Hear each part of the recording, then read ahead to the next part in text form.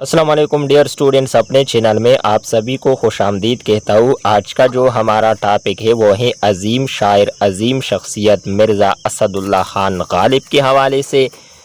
विलादत यानी पैदाइश सन 1797 ईस्वी, वफ़ात हुई 1869 ईस्वी। मिर्ज़ा असदुल्ला ख़ान गालिब। मिर्ज़ा असदुल्ला ख़ान गालिब आगरा में पैदा हुए।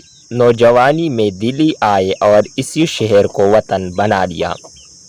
मिर्ज़ा गालिब के बुज़ुर्ग फ़ौज से ताल्लुक़ रखते थे। वो बहादुर शाह ज़फ़र के दरबार से मुवर्रिख़ और फिर उस्ताद शाह की हैसियत से वाबस्ता रहे। बहादुर शाह ज़फ़र ने उन्हें नजमुद्दौला, दबीरुल मुल्क, निज़ाम जंग के खिताबात अता किए थे।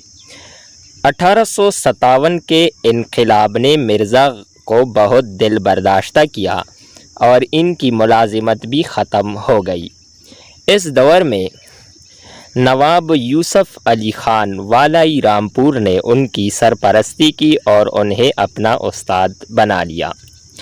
मिर्ज़ा गालिब उर्दू के अज़ीमुल मर्तबत शायर और साहिब तर्ज नसर निगार समझे जाते हैं। अगरचे उन्होंने नसर में कोई किताब नहीं लिखी, लेकिन इनके खतूत उर्दू नसर में एक यादगार हैसियत रखते हैं।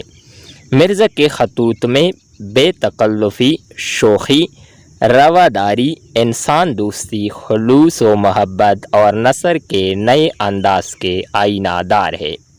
इन खतूत की वजह से उर्दू नसर में फ़ितरी बेसाख्तगी और बेतकल्लुफ़ी के अंदाज का आगाज़ हुआ और पुराने दौर की मुश्किल काफ़िया पैमाई ख़त्म हुई। गालिब ने ख़त नहीं लेके बातें की है।